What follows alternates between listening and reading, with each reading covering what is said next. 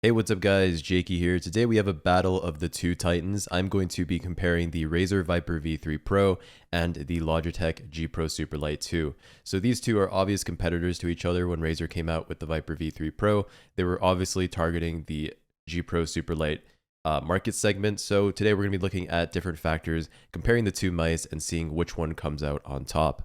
Starting with the price, both mice retail for $160 USD. In terms of pricing, they are the exact same. Alright guys, next up, let's compare the coating of these two mice. So with the Viper V3 Pro, one thing I do want to touch on is a lot of people have mentioned that the white and black variants of the Viper V3 have different feeling coatings.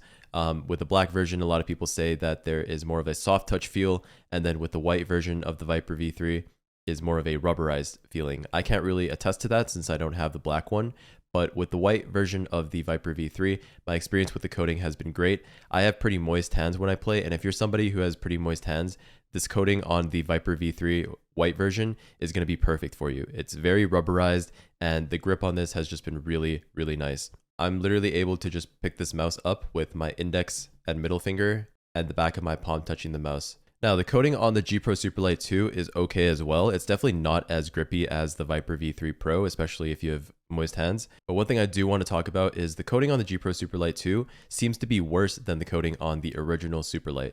And the reason I say that is because if you look closely at my mouse, you might be able to tell that it's a little bit discolored. There's a little bit of a yellow tint going on, and I keep my hands very clean when I play. On my original G Pro Superlight, I used that mouse for over 2 years, and I never had an issue with the coating being discolored. But with the G Pro Superlight 2, I used it for literally a couple weeks, and I noticed that the coating started to get a little bit discolored. And I've never had this issue with any other white mouse. It seems to just be the G Pro Superlight 2 that I've had this issue with.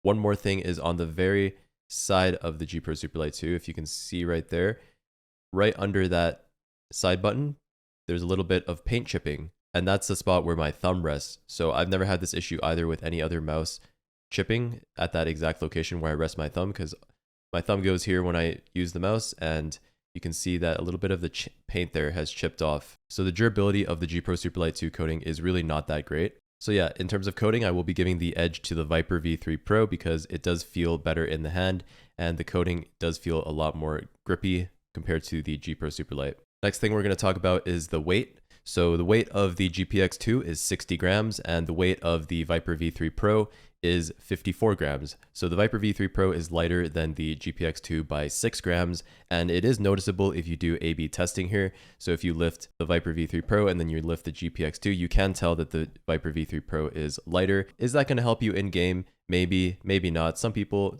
prefer heavier mice, so it is pretty subjective at the end of the day. But if you are somebody who prefers lighter mice, then obviously the Viper V3 Pro wins in that aspect. The weight balancing on both these mice is phenomenal. So even though the Viper V3 Pro is lighter, it's not like it has better weight balancing.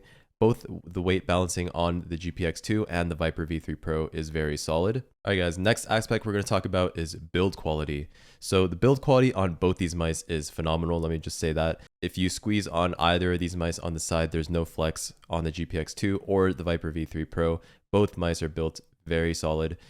If you shake the GPX2, there's no rattle whatsoever, and if you shake the Viper V3 Pro, there's also no rattle. So both these mice are built like tanks. Even though both these mice are lightweight, there's no holes on either of them, so build quality all around is very solid. Next, we're going to talk about the buttons. Both of these mice are using optical switches as their main clicks.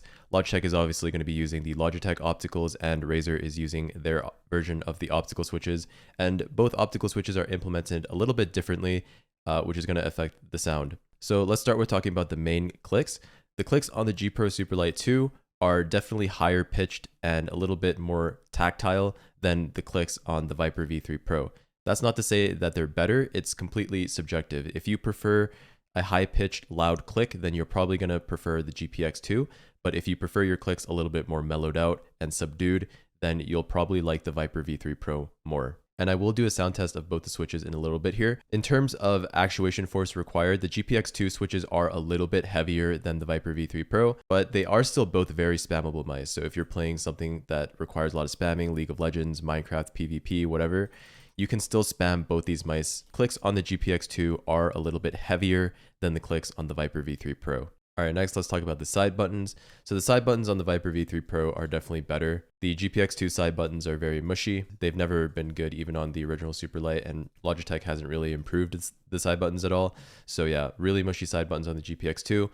The side buttons on the Viper V3 Pro are nice and clicky, very tactile. There's a little bit of pre-travel, a little bit of post-travel. They are definitely better than the GPX2. The scroll wheel on the Viper V3 Pro is tensioned a little bit tighter than the GPX2. The GPX2 seems easier to scroll. I prefer the scroll wheel on the Viper V3 Pro because sometimes I find myself accidentally scrolling on the GPX2, so I definitely prefer the tighter tensioning of the scroll wheel on the Viper V3 Pro. Both mouse wheels though are really easy to push down, but the scroll wheel on the Viper V3 Pro is a little bit more tight and the steps are a little bit more defined because of that. And now here's the sound test of the clicks on both of these mice.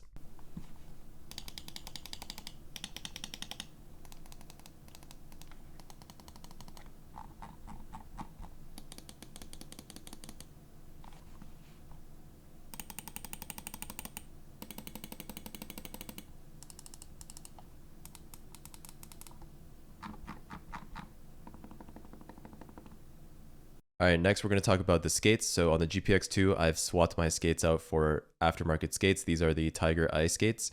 And on the Viper V3 Pro, I'm just using the stock skates. And the reason for that is because the stock skates on the GPX2 are not improved at all coming from the original Superlight. They didn't change the quality of the skates. And the skate quality on the Superlight has always been very poor. The stock skates on the Superlight are very thin and very scratchy. Now the skates on the Viper V3 Pro are very solid. The stock skates are very smooth. I've used them on multiple pads like my Artisan Zero, my Vaxi PA Black, and my Zowie GSR2, and I've had no issues with the Viper V3 Pro skates. They glide very smoothly on every pad I've used them on, so there's really no need to swap off of the stock skates on the Viper V3 Pro. So in terms of stock skates, the Viper V3 Pro definitely wins. The quality on the Viper V3 Pro skates out of the box are infinitely better than the stock skates on the Superlight. All right, next let's go over the software. This is basically just going to be Razer Synapse versus Logitech G Hub, but there is one thing that I want to touch on. With the G Pro Superlight 2, you have access to Logitech's onboard memory manager right here. So if you just Google onboard memory manager, it'll be one of the first links. And this will basically make it so that you don't have to download Logitech G Hub. So if you just download this and launch it, what this will do is it will allow you to change all of your settings on the fly. This is what a lot of pros use at LAN tournaments to change the settings on their mice without having to download Logitech G Hub. So you can see here, I can just change all of the settings, like I can change the polling rate, DPI, whatever, and close this. And then there is no software that I need to install onto my computer whatsoever. Now, with the Viper V3 Pro, unfortunately, you will have to download Razer Synapse. Razer Synapse, the original one, crashed on me multiple times, and I had to restart my computer to even get it to work. So the software is pretty bad, but I am right now using the Razer Synapse beta version, which somebody recommended me to download in my Razer Viper V3 Pro review. They said it was better than original Synapse, which it is better. I haven't had it crash since I downloaded it. So if you are downloading Razer Synapse, which you will need to do if you want to change the settings on the Viper V3 Pro, I recommend downloading the beta version of Razer Synapse because so far it's been a lot more stable for me. And yeah, if you're comparing Razer Synapse to Logitech G Hub, both softwares aren't that great, but they do get the job done. But for this, I will give the edge to the G Pro Superlight 2 since you aren't forced to download Logitech G Hub. If you want, you can just download that onboard memory manager and change all of the settings on the mouse from there. So for the software aspect, I will give the edge to the G Pro Superlight 2 simply because of that. All right, guys, now let's talk about the performance factor, and this includes battery life, which I will touch on as well.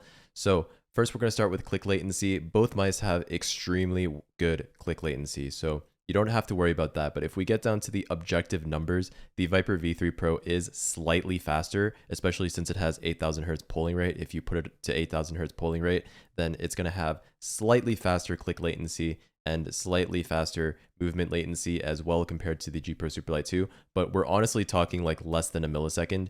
Like we're talking very, very small numbers. So pretty much numbers that aren't perceivable by the human brain. So it really doesn't matter if we're talking about that. Both mice perform exceptionally well in terms of latency, and they are just top performers in their bracket. But if we are talking purely objective numbers on paper, then obviously the Viper V3 Pro can go up to 8,000 Hz polling rate, whereas the GPX2 only does 4000 hertz polling rate. So in terms of performance, both mice are solid. You're not going to notice any difference going between the two in terms of sensor performance, but purely based on objective numbers, the Viper V3 Pro does take the edge. Moving on to battery life, it's really going to depend on the polling rate you're playing on, but if you play on 2000 hertz polling rate for both these mice, then your battery life is going to be exceptional. I easily get 60 hours of constant use for both these mice on 2000 hertz polling rate. All right, guys, now let's talk about the most important aspect of the mouse, which is shape. So obviously Razer released the Viper V3 Pro to sort of capture that audience of the G Pro Superlight shape.